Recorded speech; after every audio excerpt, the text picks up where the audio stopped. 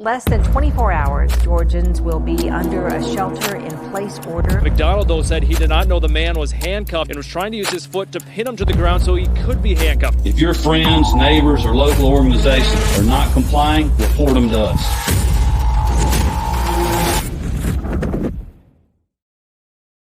Hello and welcome to the Free Georgia Podcast. My name is Jake Green. Welcome back. I think the last one I recorded was November 1st, which is, it's got to be like 10 weeks ago. I very much apologize for not putting these out consistently since just before the election. I've gone through some stuff, had some things happen. I'll just give you a quick summary. I had sinus surgery 2 days after the election. Didn't realize it was going to be as terrible as it was pretty miserable for a few weeks. After which my wife and I went to Peru, where I got altitude sickness, was in bed for 3 days. And then we started hiking to Machu Picchu and I got salmonella, which could have possibly been the end of me. But we made it back to civilization. I was carted back on a horse, and then a four-wheeler, hanging on for dear life as we sped down mountainsides. It was not the most pleasant experience of my life. Then when I got home, I got a sinus infection, was laid up again, which apparently happens right after you have a sinus surgery. So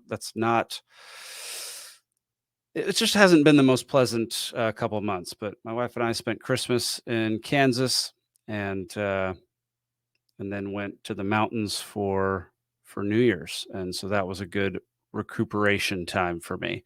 But now I'm back.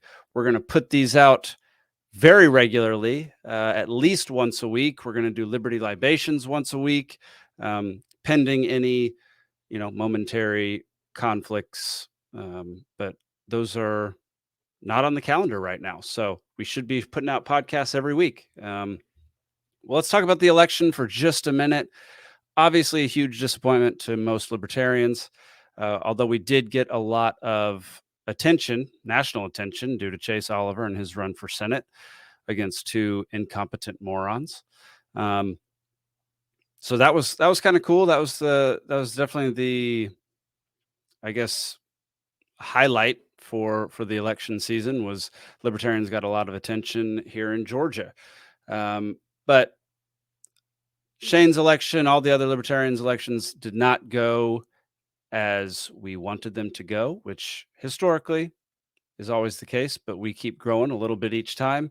And I can say for a fact that it has sparked a fire underneath a whole bunch of people here in Georgia, libertarians specifically, to really start organizing, get stuff done, get stuff implemented, get people aware, spread the word.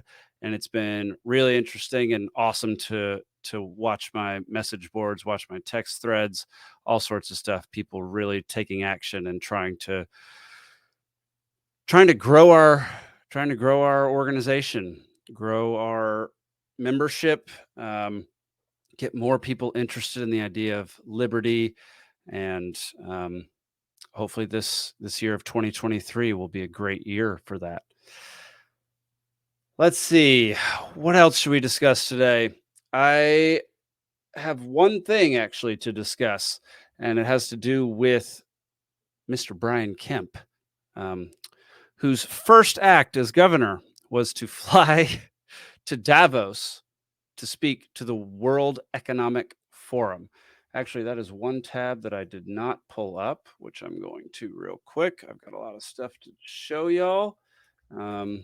And I want some proper definitions and summaries on what these organizations are that we're going to talk about, what they're doing. Goodness gracious. I swear their website is difficult. Okay, there's our mission. Okay, cool. Okay. So yeah, as Brian Kemp's first act as governor in his second term, he flew to Davos to meet with maybe some of the most reviled people in the liberty world, especially, but probably in the Republican world as well. So we're unsure at this point what he's doing over there, but he's speaking on a panel with who was it? I just had it pulled up here. Speaking on a panel with Senator Chris Coons of Delaware and Senator Joe Manchin of West Virginia, and we're going to get into their history here in a bit. But let me share my screen real quick. Oh man, I'm so sorry. This is going to take quite a while, y'all, to do some of this stuff. First off, let's talk about the World Economic Forum. Oh my gosh, I have so many tabs open, y'all. I mean, it's got to be. I have so many tabs open. Okay, there's the first one. All right, the first one is the World Economic Forum and what their mission is. The forum engages the most foremost political, business, cultural, and other leaders of society to shape global, regional, and industry agendas. It was established in 1971 as a not-for-profit foundation and is headquartered in Geneva. It is independent, impartial, and not tied to any special interests. BS. The forum strives in all its efforts to demonstrate entrepreneurship in the global public interest while upholding the highest standards of governance. Moral and intellectual integrity is at the heart of everything it does. Let's talk about the forum strives in all its efforts to demonstrate entrepreneurship in the global public interest while upholding the highest standards of governance. The word entrepreneurship makes you think it's something good, but it's entrepreneurship in global public interest. So they're really talking about the greater good here. And upholding the high, gosh, keep wanting to say uploading instead of upholding the highest standards of governance. Define what the highest standards of governance are, because for us, the highest standards of governance are very little governance. In this case, it seems that probably isn't the case. Our activities are shaped by a unique institutional culture founded on the stakeholder theory, which asserts that an organization is accountable to all parts of society. The institution carefully blends and balances the best of many kinds of organizations from both the public and private sectors, international organizations, and academic institutions. We believe that progress happens by bringing together people from all walks of life who have the drive and the influence to make positive change. We could talk about their story, or we could watch this video of Klaus Schwab. Dear friends, let me share with you why the World Economic Forum can be of great service in our complex and fast-changing global system. Let's go back to the origin. In 1970, as a young professor at the University of Geneva, I wrote a book on modern management. I started writing this book asking myself the crucial question, what is the purpose of a corporation? In the book, I pioneered the stakeholder concept, which was avant-garde at the time, arguing that business should not serve only its shareholders, but all those who have a stake in the destiny of the company, such as employees, society, and the planet. Okay, whatever. I mean, the accent is ridiculous, but we're going to go over here. Let's see. Dadgummit. Should have had this one pulled up. Sorry, y'all. I didn't plan on going into all of this today, but let's see. Yeah, I just don't have the correct video pulled up, but you can go look it up. Klaus Schwab has stated multiple times in multiple interviews that eventually everybody will own nothing. We will like it. We will eat bugs. We will live in the dirt, and we will enjoy our lives. So, not exactly the most heartwarming guy, especially with that that accent. But he's the one who founded the World Economic Forum. And if you go do some research into them, which I'm not going to go deep into them right now because that's not what we're going to talk about today. But if you go do research into the World Economic Forum, you will be terrified for a very long time, and it will probably take you down some really dark holes. So go do that on your own, because I'm in a great mood right now and I don't want to do that. Had a pretty great tweet from Mr. Shane Hazel. Do as the WEF commands. Give up your wood and gas stoves. Buy electric cars and make sure your food is government controlled. Take all your government shots. Do this and prep for the coming cyber attack on the electrical grid to make sure your loved ones are forced into camps. Shane's always got some great tweets. If you don't follow him, at Shane T. Hazel, go follow him. Let's see. Let's watch this video. I hate that I have to go in here and click this every daggum time. Okay. I wish I could just switch tabs and it would just switch tabs with me. All right. Here in Davos. And I have to say, in my memory, you were one of the most engaged and hardest working participants here at the annual meeting. You've written extensively on the topic that you've asked me to speak to, mastering the fourth industrial revolution. This fora defines that as change fueled by a digital revolution. Will this revolution actually transform the global economy? Now is the historical moment, the time, not only to fight severe virus, but to shape the system. Most people don't want to know what's in the vaccines. But yet when we open it almost 2 years into this, we find that it still says intentionally plain. In fact, nobody wants to know what's in the vaccines because, look, if people understood what was in the vaccine, they'd go apeshit. And you see, the difference of this fourth industrial revolution is it doesn't change what you are doing. It changes you. If you take a genetic editing, right. Just as an example, it's you who are changed. And of course, this has a big impact on your identity.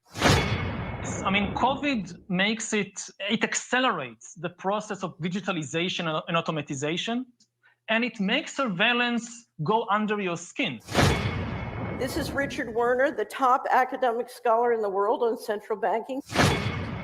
The nature of this CBDC, what is it actually going to look like? They never talk about that. Right. But I heard one European central banker tell me what it's going to look like. He saw it. And it was around this large and would be implanted under your skin. CBDC. If that happens, we're done. So please do. Okay, so some of that is go do your own research on some of that. Some of that is absolutely true. The World Economic Forum is absolutely in favor of CBDCs. They're in favor of, as you heard the founder talk about, genetic. Is it mutation? It's not mutation. Maybe genetic adaptation is what they would call it. Genetic manipulation. They're in favor of a whole bunch of things that we as free and liberty-loving people are absolutely opposed to. So go do your research on the World Economic Forum and what their opinions are and what they've done during the whole lockdown time period, the whole pandemic crap. Just go look it up for a bit. Let's see. Yep. And here's Shane talking about, let's see. I think I can just do, I don't want to do the entire screen. Just do that. Yes. Okay. He's at Davos right now for the WEF first act of business. And he tweeted this while he was while he's over there. So not too great. Let's see. Governor Kemp to address World Economic Forum in Switzerland. Just a few articles on that. Atlanta Journal-Constitution talks about it. All right, let's talk about who he's on a panel with. Chris Coons, senator from Delaware. He is ranked 15th in the Senate with an estimated worth of $10 million, which has grown substantially since he got in 2009. It has grown almost double since 2009. His estimated net worth is far above the median net worth, which, how is the median net worth $2 million for a job that doesn't pay that? I don't know. You can make your own theories as to why that is the case, or go watch Divide and Dominate, and we'll give you some concrete proof. Senator Chris Coons has sponsored 70 bills, 458 co-sponsors, and he has passed, of those bills, 17 of them have passed. And there's a whole bunch of them. You can go look them up. This is govtrack.us, where they have a wealth of knowledge. You can go in and see all of the things that he's backed. We're just going to go over a couple of them. He backed the SCALE Act, S799, in the 117th Congress. This bill establishes programs within the Department of Energy that provide financial support and incentives to develop infrastructure for carbon dioxide capture, transport, utilization, and storage. Why? I mean, why would you support that bill? Why is the government getting involved in financial support for carbon dioxide capture, transport, utilization, and storage? Bunch of socialist nonsense. Another one, Partnerships for Energy Security and Innovation Act of 2021, S1359. This bill requires the Department of Energy to establish the Foundation for Energy Security and Innovation. It also authorizes the establishment of the National Energy Technology Laboratory. Foundation for Energy Security and Innovation is a nonprofit corporation, must support the Department of Energy's mission and increase private and philanthropic sector investments that support efforts concerning the development, deployment, and commercialization of innovative technologies that address cross-cutting national energy challenges. The foundation may award fellowships and grants for activities relating to research, development, demonstration, maturation, or commercialization of energy and other technologies supported by the DOE. That whole paragraph, I just heard cash registers going off. All your money that you pay in taxes goes to crap like this. Stuff that is completely unnecessary. We don't need the Department of Energy to establish the Foundation for Energy Security and Innovation. What we need is the government to get out of energy and let the private sector take over so that the private sector can start building more things like nuclear energy that is the cleanest energy on earth, rather than all this garbage that has to do with shipping solar panels from one side of the world to another, super green, making battery. We're going to get into this later. So that's another bill that he supported. Let's see. He supported Department of State, or he got passed. These are all the ones he got passed, enacted. Department of State, Foreign Operations and Related Programs Appropriations Act 2023. I think he also did 2022, 2021. The bill provides appropriations to the State Department for administration of foreign affairs, international organizations, and international commissions. The bill provides appropriations for related agencies and programs, including the U.S. Agency for Global Media. Why? The Asia Foundation. Why? The U.S. Institute of Peace, doing a real good job with that one. The Center for Middle Eastern Western Dialogue Trust Fund. Why? The Eisenhower Exchange Fellowship Program. I don't even know what that is, but I'm sure it's stupid. The Israeli Arab Scholarship Program. Why? The East-West Center. I don't know what that is. Seems like a contradiction in there, but I don't know. And the National Endowment for Democracy. Okay, I got to look that one up because that seems like a stupid misnomer. Copy and paste, Jake. Put it together. What are you even doing? Command C. That's what you should be doing. Command V. National Endowment for Democracy, supporting freedom around the world. And on their homepage, solidarity with Ukraine. Okay, let's see. What is your, let's go to the about. About, I don't want to want Reagan. That's not a good sign. The National Endowment for Democracy is an independent nonprofit foundation. Okay. Dedicated to the growth and strengthening of democratic institutions around the world. Makes more than 2,000 grants to support projects of non-governmental groups abroad who are working for democratic goals in more than 100 countries. Let's see.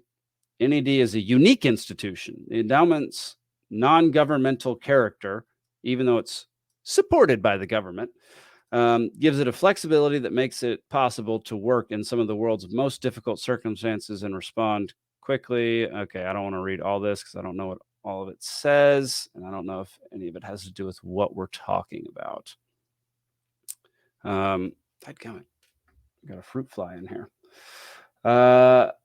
Okay, and who are you? Who's your president and CEO?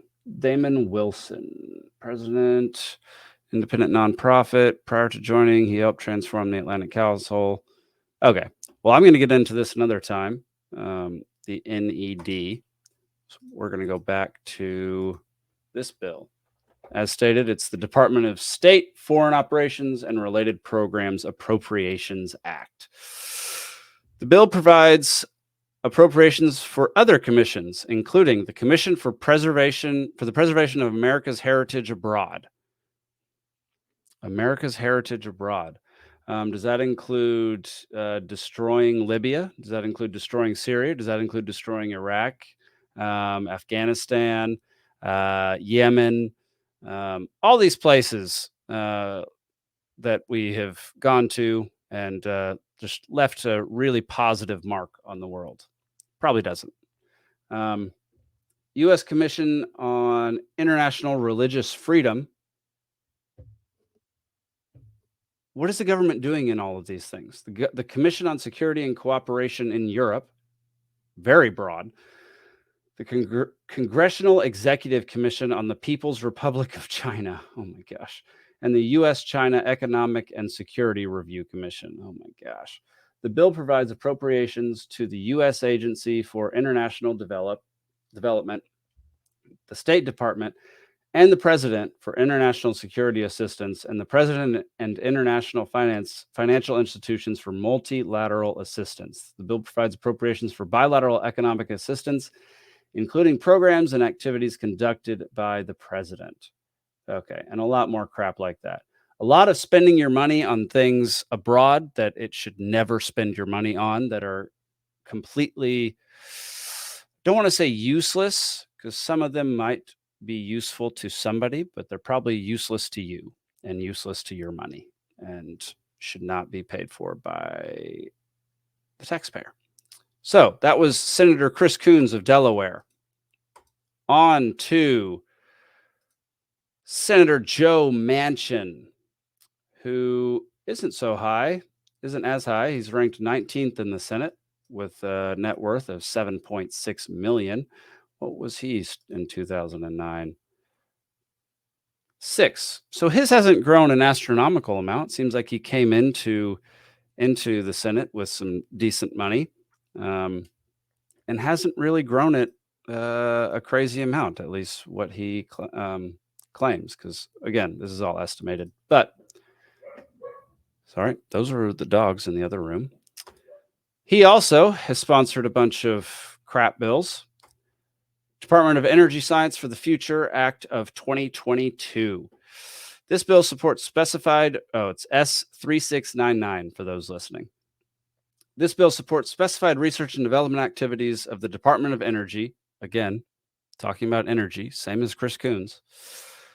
Department of Energy Office of Science. The bill establishes various programs, including a basic energy sciences research and development program, a carbon oxide sequestration, I guess, research, and geologic computing initiative, a biological systems science. Oh my gosh, there's so many stupid words in here.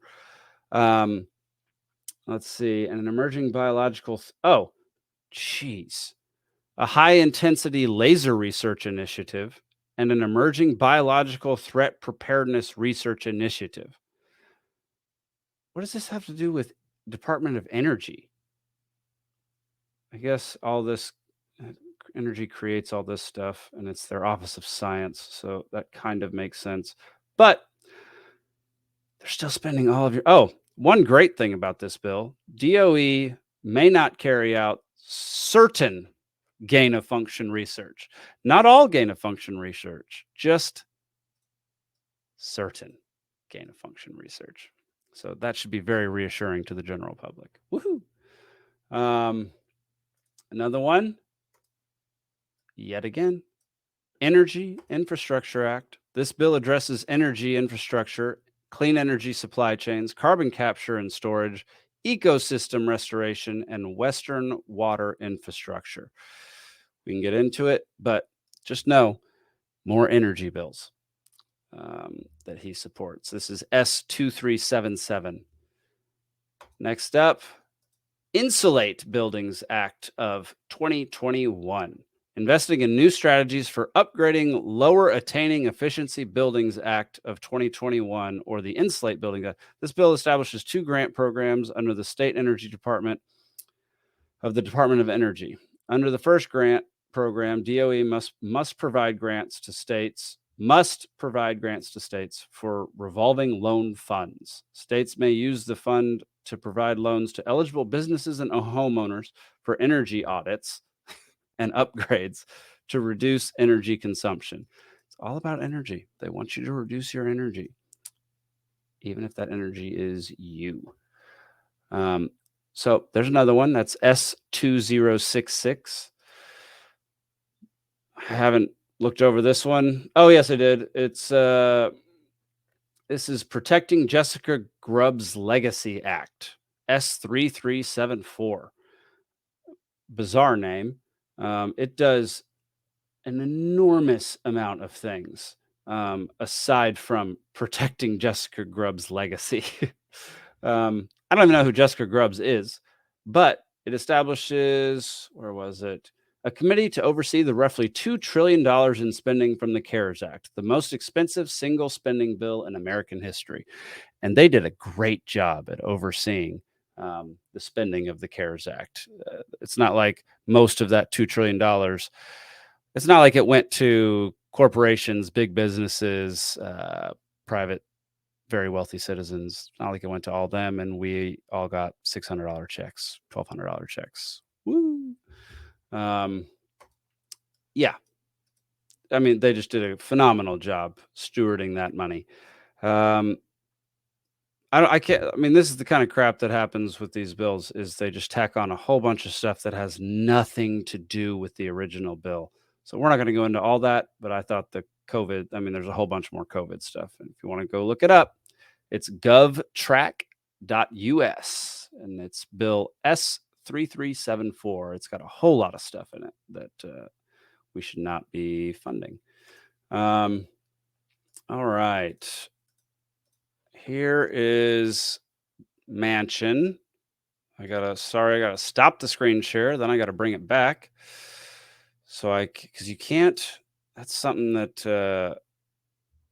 that my software needs to figure out, because you can't share audio from a window. You have to share it from a tab. So I have to go back to a tab, share audio, and let's listen to this genius talk about the Inflation Reduction Act. Okay, so let's talk about the bill and inflation, which we talk about. Yeah, now we're talking here on CNBC. So you bill it as an Inflation Reduction Act, but some of the early studies coming out, Senator, are saying that it does nothing to fight inflation, especially in the near term. So isn't that a bit misleading of a title? Well, it's a bit misleading for those who come out and said that, because there's been so many others that looked at it so favorably. Sarah, I think just the common sense. I know I've been involved with 17 Nobel laureates telling me back in March, almost over a year ago, that inflation would be transitory. And the figures I saw and everything I was evaluating said it would not be. It would be very detrimental and harming to our economy and to the people of America, and harmful to West Virginia. And guess what? That's what it turned out to be. So I know different people have different opinions. Sir, what we're doing, we're basically paying down debt. We're fighting inflation by putting more production out in energy, produce more oil and gas, and making sure that our fossil industry can carry the load. We're making investments for more jobs, more energy, more jobs here in America with clean energy. So we're basically taking care of the needs of energy now and basically investing for the energy for the future. And we're doing all that while we're reducing the amount of inflation or the amount of prices for gas, because I think all of us will agree the supply and demand, the more supply you have, the better chance you have of driving down the price. And that's going to be for gasoline. That's going to be for your home heating and air conditioning, everything else you're using. So we're doing that. We're also paying down, and reducing all the drug prices. So when you think that millions of people across America will be paying lower drug prices because of Medicare being able to negotiate, that's a tremendous factor. They're not factoring any of these things in. All they're taking is that companies who haven't paid, for whatever reason they haven't paid, will be paying 15% minimum. Sir, the only thing I've said, the corporate rate was at 35% before, and that was way too high. There was a bipartisan group of us in 2017 thought it would be reduced to 25. It went clear to 21. That was a 14% reduction. That was great. The people were tickled to death, but I guess it's not enough. And all we're saying is companies who aren't paying, or paying very low, if any at all, and there's 55 of the largest corporations. This only affects, Sarah, companies that have $1 billion of revenue or greater annually, that are even going to be evaluated this way to pay a 15% minimum. And I just can't believe that these patriotic companies don't want to help this country defend itself and be able to do what we need to do to be the superpower of the world. Well, JCT found. Yeah, it's so difficult to understand why companies don't want to give to this big bloated government that has its hands in every single country around the world, that gives more money to foreign countries than it does to its own citizens, that prints its own money and deflates inflates, causes inflation, decreases the value of the money in your pocket. It's so hard to understand why companies want to not pay taxes to the crapshoot that is the U.S. government. His idea that creating a lot more supply of something brings down prices is actually true. But what he never ever talks about is the fact that by helping to bring down prices of gas, by helping to bring down prices of medicine, you're only manipulating things. You're only manipulating something for a short amount of time. At some point, all that money that was printed in 2020 and 2021 is going to wreck the economy. The inflation was never transitory. It's not going away anytime soon. It can't go away. They can try to extend it and keep it from coming as hard, keep it from really hurting us in the super near term, but it's going to happen. It's literal basic economics. And if he would take 2 seconds to go look at that and talk about that and really learn some basic economic principles, then he would know that. You can't print $6 trillion out of thin air and expect for your currency to stay valuable. Yeah, you just can't do that. It's absolutely insane. And I just don't trust. So these are the people that Brian Kemp is on the panel with in Davos. Why he's going over there, I don't. Well, actually, I do know why he's going over there. I think. Let me rephrase what I just said. I believe I know why he's going over there, and it's because, let's see. Let's do window again. Boom. Okay, I believe it's because of this.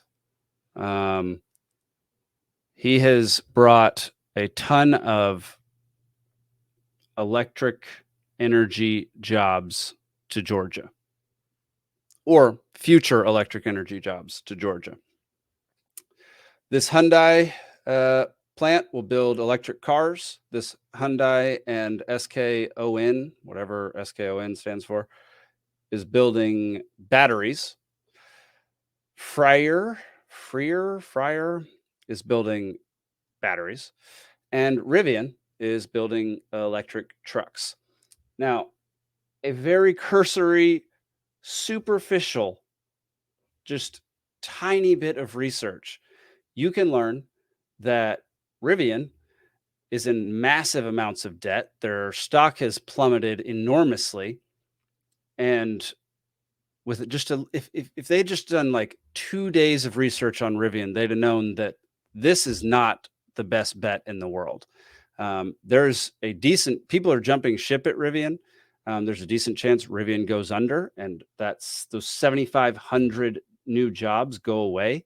There's been some decent reporting on it, actually some pretty good reporting on it by, who was it? Volter Media, VOLTER Media. I'll pop it in the, let's promote them for a second. I don't know much about them other than what I've watched recently, but they do good reporting here in Volter Media. There you go. So if you want to check out some of their reporting on Rivian and what's happening with that and what might happen in the near future, I would advise it. Go do that, because it does not have a positive projection. Also, the World Economic Forum is obsessed with clean energy and obsessed with transitioning away from oil. And the fact that he brought, let's see, how many new jobs? That's 15,600. That's 19,100. So nearly 20,000 jobs in 1 year are coming to Georgia, supposedly. And the fact that he brought all this electric technology here makes me believe that that's why he got called to Davos, whatever you want to call it, World Economic Forum, to talk about how he was able to do this, how he was able to marry, government and corporations together to create one big behemoth of stupidity. So I believe that's why he is going to Davos. Let's just talk about this whole electric energy situation for a bit. I've been doing a lot of research into electric cars, into battery technology, into solar panels, wind. And I mean, personally, I own 2 electric cars. Me and my wife, we own a Tesla and a Fiat, an old Fiat. It's like a 2015 electric Fiat. It barely gets enough to get around the city for a whole day, but just enough for us to just drive around during the day. And I used to truly believe in the power of electricity, power of batteries, and that was the future. And I no longer think that it is at all clean energy. I think that it doesn't burn oil out of your tailpipe, but I've done a bunch of research into the manufacturing and the mining of the materials needed for batteries. And if you go watch some videos on YouTube about lithium mining, about cobalt mining, about how much energy and how much fuel, oil and gas it takes to transport solar panels across the ocean, transport turbines across the continental United States on those big trucks. I see them all the time when I'm in the Midwest and Northwest. You'll realize that it is not sustainable. None of this is sustainable energy. I'm beginning to believe that the only sustainable energy that we currently have is nuclear. And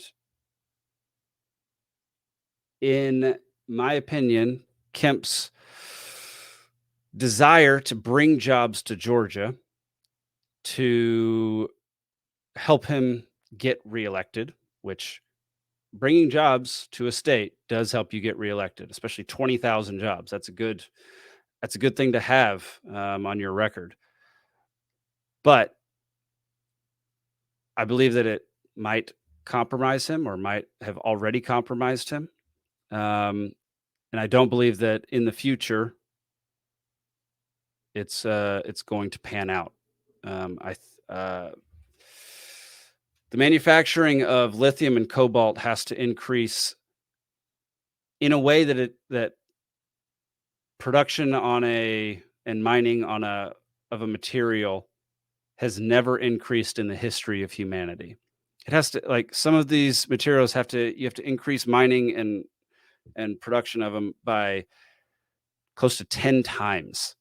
And with the amount of electric cars that people want to make and that certain states are forcing people to make and switching over to that and then realizing that their grid can't handle it. And so telling people not to use those electric cars.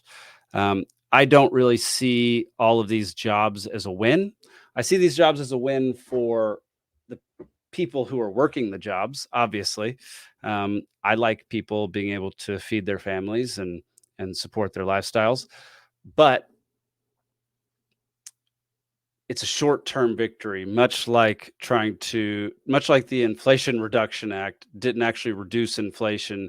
It only extends the pain that we're going to feel for into the future. So this is what Brian Kemp has been doing. He's not been doing his research.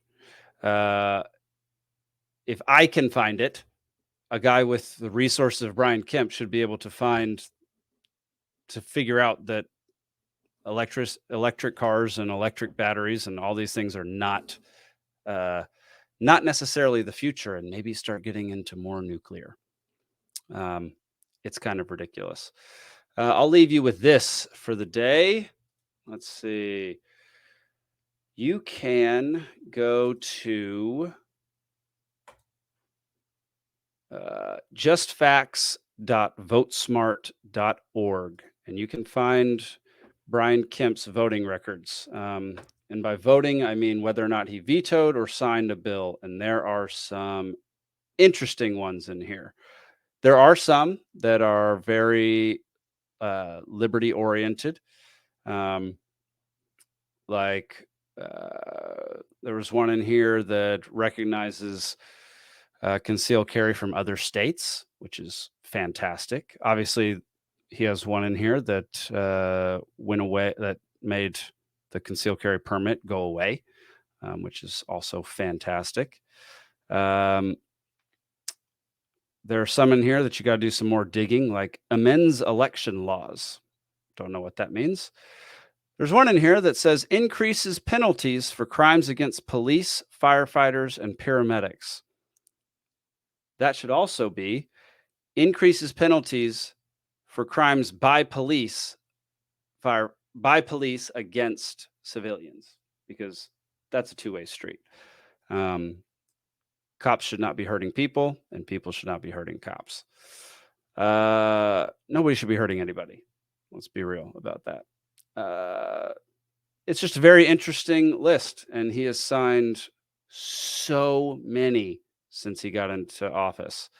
So there's just a whole mess of things that you can go love or hate him for. And just as an interesting side note, Brian Kemp's net worth has nearly doubled since he took office. Doubled from, let's see, what was it? 5 million to 8.6 million, which isn't astronomical, but it is a substantial amount for somebody who's a public servant. Really doing a lot of serving. Anyway, that is our episode for today. We will be back next week. I don't have a guest currently lined up, but I'm working on it. I'm very happy to be back. There's going to be a lot of great things happening with the Georgia Libertarian Party. Our convention will be happening in May. It's going to be fantastic. We're going to have it more the tone of a festival than a convention. We're going to try to set up like booths and demonstrations and concerts and a film festival. We're going to try to do a whole bunch of awesome stuff to not only showcase liberty, but kind of bring Georgians together to just hang out and have fun. So we're trying to make it something where you won't feel weird inviting your non-libertarian friends and family to come hang out at the Libertarian Party of Georgia convention. I got to get the website for that. I've forgotten what the website is. So next week I'll come more prepared on that front. But thank y'all so much for hanging in there for this whole time. I know that I rambled a little bit. I know that I paused a little much. So if you're listening, if you're on the listening side of things and not watching this, I apologize for the pauses where I was just kind of mumbling nonsense while I tried to find what I was looking for. I will try to be slightly better prepared in the future. So that's it. My name is Jake Green, and we will see you next week.